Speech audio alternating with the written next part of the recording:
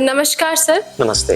हमारे लिए ये गौरव की बात है कि आप यहाँ आए ताकि हम आपकी संस्था के साथ हरिद्वार विश्वविद्यालय की साझेदारी पर चर्चा कर सके। तो सर, क्या आप कृपया अपना परिचय दे सकते हैं? देखिए, मुझे दिनेश चंद्र शास्त्री कहते हैं और मैं 1992 से 1992 फरवरी 1 फरवरी से हरिद्वार में हूँ। गुरुकुल कांगड़ी विश्वविद्यालय के वेद विभाग की मैं फैकल्टी हूँ। वहाँ से 3 वर्ष के धारणा अधिकार, जिसको लियन बोलते हैं, उस पे अवकाश पर होते हुए और माननीय राज्यपाल महोदय जो माननीय कुलाधिपति हैं हमारे संस्कृत विश्वविद्यालय के, उनके द्वारा अर्थात उत्तराखंड शासन के द्वारा वहाँ मैं अपॉइंट हुआ हूँ एज ए वाइस चांसलर कुलपति के रूप में। उत्तराखंड संस्कृत विश्वविद्यालय परंपरागत संस्कृत विषयों को लेकर के पाठ्यक्रम चलाता है। सर, हरिद्वार विश्वविद्यालय और संस्कृत विश्वविद्यालय के बीच जो MOU हुआ है, उसको लेकर आपका मिशन और विजन क्या है? देखिए, हरिद्वार विश्वविद्यालय के साथ में हमारा जो अनुबंध पत्र आज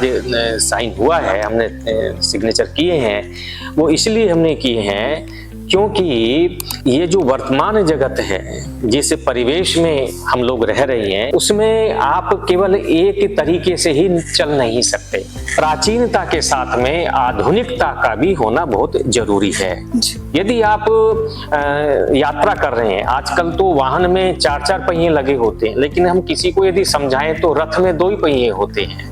तो रथ के दोनों पहिए जब बराबर चलेंगे, ठीक चलेंगे, उनका बैलेंस रहेगा, तभी हमारा रथ बहुत तेजी से आगे बढ़ेगा। परंपरागत अर्थात जो भारतीय चीजें हैं वो एक पक्ष हो गया, और जो आधुनिक विज्ञान है, जो मॉडर्न साइंस है, टेक्नोलॉजी है, प्रौद्योगिकी है, उसकी जानकारी भी होनी आज बहुत जरूरी है। ये दोनों एक दूसरे के विरोधी नहीं है, ये एक दूसरे के पूरक हैं। एक यदि भारतीय ज्ञान न हो तो ये जो विज्ञान है ये ब्लाइंड है, ये अंधा है। तो भारतीय ज्ञान उसकी आंख है, और यदि भारतीय ज्ञान के साथ में विज्ञान नहीं है तो वो लंगड़ा है, वो पंगु है। तो महर्षि कपिल ने सांख्य दर्शन में कहा, पंगु अंधवद उभयोरपि संयोगस्तत् कृतः सर्गः, कि अंधे के कंधे पर लंगड़ा यदि बैठ जाता है तो क्या होता है, वो उसके पैर बन जाए, वो उसका पैर बन गया और वो उसकी आंख बन गया। जो है ये ऊपर बैठा वो दिखाता चलेगा तो सही डायरेक्शन में चलेगा। आज आवश्यकता इस देश को इस बात की है कि भारतीय ज्ञान परंपरा को प्रौद्योगिकी और साइंस के माध्यम से कैसे हम आगे लेकर के जाएं। और NEP 2020 का ये ध्येय है कि जो भारतीय भाषाएं हैं, भारतीय ज्ञान परंपरा है, उसको हम कैसे आगे लेकर के जाएं। ये संस्कृत विश्वविद्यालय का उद्देश्य यही है कि जैसे हरिद्वार विश्वविद्यालय हो गया, और आपके फोनिक्स हो गया, आपके जो क्वांटम हो गया, आपकी IITs होगी, आपकी IIM हो गए, इन सब के साथ हम MOU कर रहे हैं। और हमने IIT रुड़की के साथ भी किया है, हमने क्वांटम के साथ भी किया है, उसी परंपरा में आपके साथ भी हमने किया है।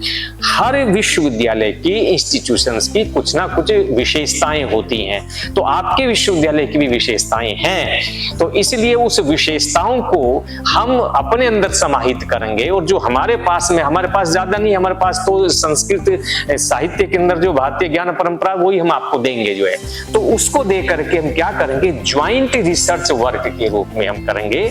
जो भी आपके यहाँ रिसर्च अनुसंधान है इन चीजों को लेकर के, उसमें क्या हम दे सकते हैं आपको और आपसे क्या ले सकते हैं, ये हम जब काम करेंगे तभी पता चलेगा एक दूसरे के सहयोग से। और दूसरा है कि फैकल्टी कोऑपरेशन, जो आपके यहाँ जो प्राध्यापक हैं, जो फैकल्टी हैं, पढ़ाने वाले हैं, वो कैसे हमसे सहयोग ले सकते हैं। हमारे यहाँ लाइब्रेरी है, हमारे यहाँ योग का पूरा सेंटर है, हमारे यहाँ जिम भी है, तो वो आएंगे, उनको जो रिक्वायरमेंट होगी, जो आवश्यकता होगी, जिस रूप में होगी, हम बैठ करके देखेंगे। ऐसे ही हम भी आपके पास में आएंगे जो है, तो फैकल्टी एक्सचेंज भी होगा, यहाँ के विद्यार्थी भी वहां करके देखेंगे, वहां के भी यहाँ करके देखेंगे, तो एक दूसरे से जो है परिचय बढ़ेगा, एक दूसरे को समझने का अवसर प्राप्त होगा।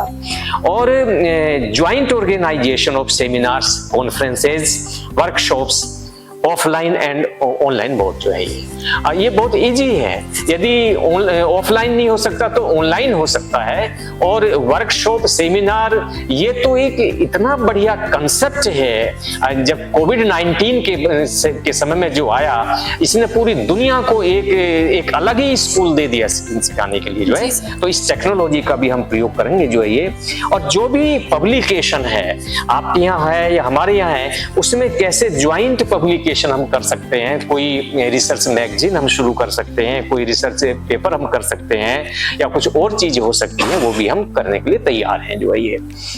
Other such activities as may be mutually agreed upon, और इनके अतिरिक्त जो भी कोई और चीज हम आपस की सहमति से कर सकते हैं, वो भी हम करने के लिए तैयार हैं। और हमारा ये ध्येय है कि फ्रेमवर्क में जो है कोऑपरेशन आना चाहिए, और चाहे एकेडमिक एक्टिविटीज हो चाहे रिसर्च की हो जो है।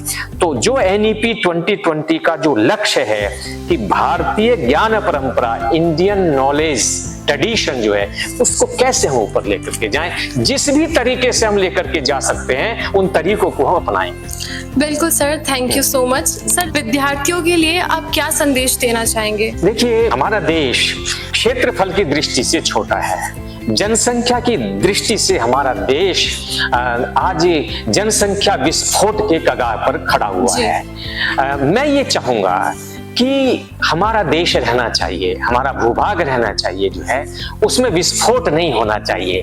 हमारी सोच, हमारा खान पान, हमारा पहनावा, हमारा चाल चलन, हमारा कंप्लीट आचरण जो है वो भारतीय होना चाहिए। ये वेस्टर्न आज दुखी इसलिए है, उसके पास सब कुछ है, सब कुछ होते हुए भी वह जीरो है, क्योंकि जो जिससे शांति मिलती है वो उसके पास में नहीं है। वो शांति केवल भारतीय ज्ञान परंपरा में ही प्राप्त हो सकती है। तुम इतने ऊंचे उड़ो, बहुत ऊंचे उड़ो, परंतु उसकी डोर जो है वो अपनी परंपराओं में बंधी होनी चाहिए। यही मैं विद्यार्थियों को बोलना चाहता हूँ। जी बिल्कुल, अपनी जड़ें नहीं भूलना चाहिए। नहीं भूलना चाहिए। जी, thank you so much sir, आप यहाँ पर आए। थैंक यू, आपका भी बहुत बहुत धन्यवाद। जी।